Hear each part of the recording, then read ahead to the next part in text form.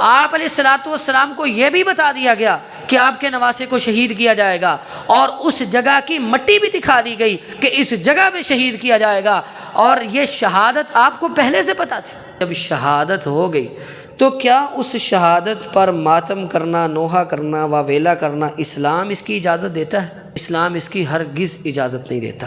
غم اور اس حادثے کو المناک اور افسوسناک سمجھنا اور کہنا، اور نواسہ رسول کا مقام و مرتبہ، ہم یہ سب کچھ تسلیم کرتے ہیں، لیکن شریعت جو ہے وہ کسی کو اپنی طرف سے کسی چیز کو ایجاد کرنے کی اجازت نہیں دیتی۔ آپ علیہ الصلوۃ والسلام نے فرمایا لیس منا من ضرب الخدود وشق الجیوب ودعا بدعوى الجاہلیہ، وہ بندہ جس نے اپنے چہرے پر تھپڑ مارے، چہرہ پیٹا، اپنے کپڑے پھاڑے اور جاہلیت کی آہو بکا اور آوازیں نکالی، وہ ہم میں سے نہیں ہے۔ ماتم میں اور کیا ہوتا ہے؟ کپڑے ہی پھاڑے جاتے ہیں نا، اپنے چہرے کو، اپنے سینے کو پیٹا جاتا ہے۔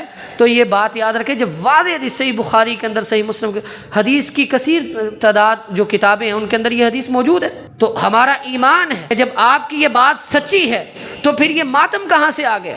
نبی علیہ الصلوۃ والسلام کا خاندان بڑی ہمت والا، بڑے حوصلے والا، بڑے صبر والا خاندان تھا۔ ماتم کرنا، واویلا کرنا، نوحہ کرنا، یہ تو صبر کے بالکل برخلاف ہے۔ شہادتیں رونے پیٹنے کے لیے نہیں ہوتی، شہادتوں پر تو صبر کیا جاتا ہے۔ انما یوفی الصابرون اجرهم بغیر حساب، جو صبر کرتے ہیں انہیں ہی بغیر حساب کے اجر ملتا ہے۔ آپ علیہ الصلوۃ والسلام کے چچا سیدنا حمزہ رضی اللہ تعالیٰ عنہ کو جب شہید کیا گیا، احد کے اندر شہید ہوئے، اس کے بعد آپ 8 سال زندہ رہے۔ آپ نے کبھی کوئی دن جو ان کی شہادت کا دن تھا سوگ منایا؟ صرف سیدنا حمزہ نہیں، آپ کے بڑے بڑے محبوب صحابہ، 70 صحابہ شہید ہوئے احد کے اندر۔ سیدنا خبیب رضی اللہ تعالیٰ عنہ کو کتنے دردناک طریقے سے شہید کیا گیا۔ اگر ماتم شہادت پر ہونا ہوتا تو آپ کی زندگی میں اتنے صحابہ کو شہید کیا گیا، آپ نے کبھی کوئی نوحہ واویلا سوگ نہیں منایا۔ آپ کے اپنے بیٹے آپ کے ہاتھوں میں دم توڑ رہے ہیں، آپ نے کوئی واویلا نوحہ نہیں کیا۔ خلاصہ یہ ہے کہ شہادتیں رونے کے لیے، پیٹنے کے لیے نہیں ہوتی۔ شہادت تو ایک بہت بڑا عظیم رتبہ ہے۔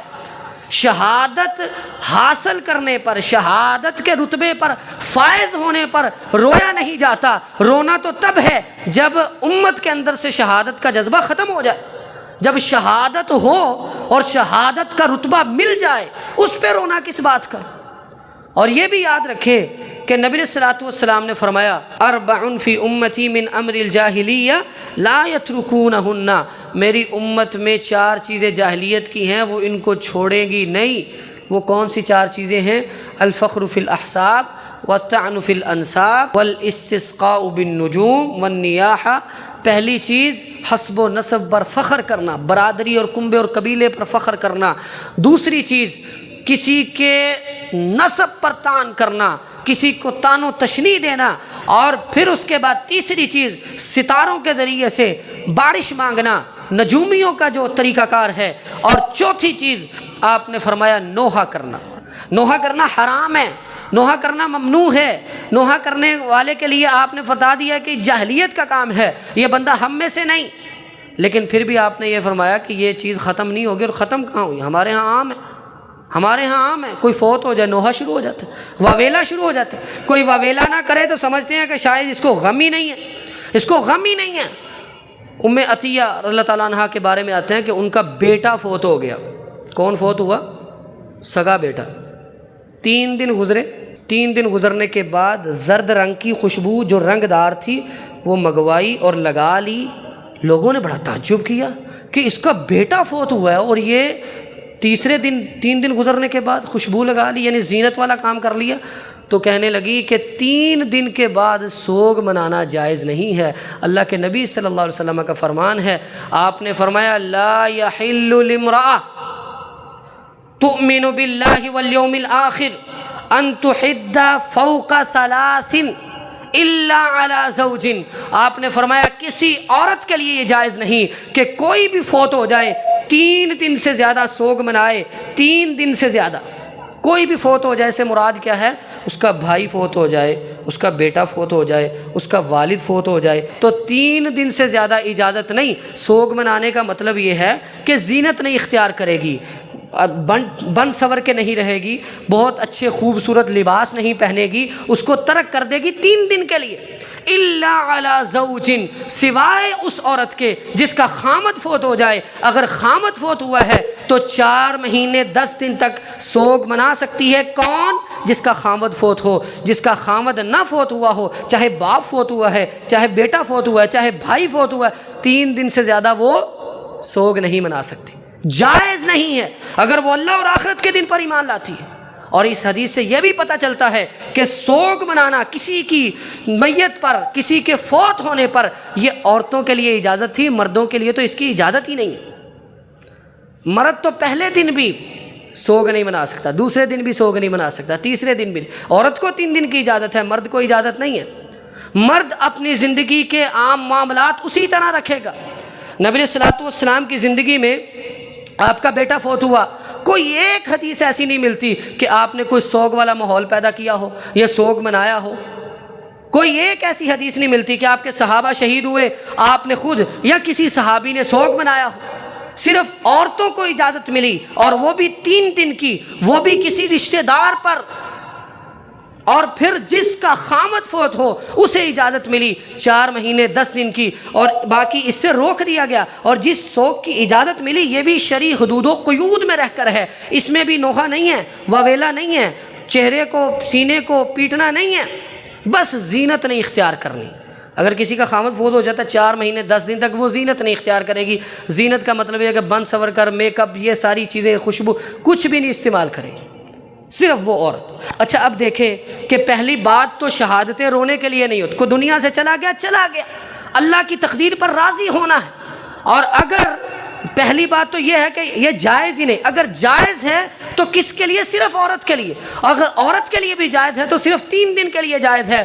تو وہ سیدنا حسین رضی اللہ تعالیٰ عنہ جن کو شہید ہوئے آج تقریباً 1500 سال ہو چکے ہیں، ان کے 1500 سال کے بعد بھی، شہادت کے بعد بھی، کہ آج بھی سوگ منایا جائے گا۔ آپ کا بیٹا فوت ہوا ابراہیم، آپ نے فرمایا آنکھیں بہہ رہی ہیں، دل غمگین ہے، لیکن ایسا جملہ زبان سے نہیں نکلے گا جس سے اللہ ناراض ہو، میں وہی بات کہوں گا جس سے اللہ راضی ہوگا۔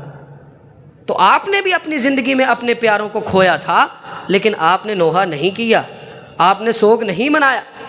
اور بعض لوگ یہ بھی سمجھتے ہیں کہ چونکہ محرم غم کا مہینہ ہے اور اس کو شادی کے لیے، خوشی کی تقریبات کے لیے منحوس سمجھتے ہیں، کہتے ہیں جی اگر محرم میں کسی نے شادی کی تو وہ شادی جو ہے نا مبارک نہیں ہوگی، اگر اولاد کا کوئی نظام بنا محرم کے اندر تو وہ جی وہ ناقص الخلقت ہوگا۔ ان 10 دنوں کے اندر کپڑے بدلنا چھوڑ دو، وہی گندے کپڑے پہن کے رکھو، گھر میں کپڑے نہیں دھونے، کپڑے نہیں بدلنے، زینت نہیں اختیار کرنی، 4 پائیاں الٹی کر دو۔ یعنی یہ سارے طریقے جو سوگ منانے کے جو جاہلیت میں چلتے آ رہے تھے نا، انہیں پر عمل کرنا شروع کر دیتے ہیں۔ حالانکہ یہ سوگ کسی مہینے کو یہ کہنا کہ یہ سوگ والا مہینہ ہے، یہ ایک شریعت کا ایک حکم بن جاتا ہے۔ شریعت کا حکم بنانے کے لیے اس کے لیے شریعت سے دلیل چاہیے۔ واقعہ کربلا کی وجہ سے، سیدنا حسین اللہ تعالیٰ کی شہادت کی وجہ سے اگر محرم کے مہینے کو سوگ کا مہینہ بنایا جا رہا ہے تو یہ واقعہ تو نبی علیہ الصلوۃ والسلام کے دنیا سے جانے کے بعد 50 سال بعد پیش آیا، اور دین تو آپ کی زندگی میں مکمل ہو گیا۔ الیوم اکملت لکم دینکم واتممت علیکم ونعمتی ورضیت لکم الاسلام دینا۔ دین تو مکمل ہو گیا، دین مکمل ہو گیا، تو اب کسی کے پاس اختیار ہے کہ وہ اپنی طرف سے کسی مہینے کو کہہ دے یہ سوگ والا مہینہ ہے، اس مہینے میں شادی نہیں کرنی، اس مہینے میں یہ نہیں کرنا، شادی کی تو یہ ہو جائے گا۔ نبی علیہ الصلوۃ والسلام نے باقاعدہ اس رسم کو توڑا۔ ان کے ہاں، مشرکین کے ہاں یہ معروف تھا کہ شوال کے مہینے میں اگر شادی کریں نا تو شوال کا مہینہ جو ہے نا منحوس ہے، شوال کے مہینے میں شادی کریں تو وہ مبارک نہیں ہوتی، اس کے اندر نقصان ہوتا ہے۔ تو آپ علیہ الصلوۃ والسلام نے سیدہ عائشہ رضی اللہ تعالیٰ عنہا سے نکاح بھی شوال میں کیا اور رخصتی بھی شوال، 2 سال بعد جب رخصتی ہوئی تو وہ بھی شوال میں ہوئی۔ تو آپ نے ان کے خیالات باطلہ کو توڑا کہ یہ جو تم سمجھتے ہو نا کہ اس مہینے میں شوال کے مہینے میں اگر نکاح ہوا تو وہ منحوس ہو جائے گا، یہ تمہارا نظریہ غلط ہے۔ تم اپنی مرضی سے کیسے کسی مہینے کو سوگ والا مہینہ بنا سکتے ہو، کسی مہینے کو منحوس بنا سکتے ہو؟ یہ تمہاری مرضی نہیں، یہ تمہارا اختیار نہیں، یہ اللہ کا اختیار ہے، یہ شریعت کا اختیار۔ جب دین مکمل ہو گیا تو اپنی طرف سے ہم کسی دن کو، کسی مہینے کو سوگ والا مہینہ نہیں بنا سکتے۔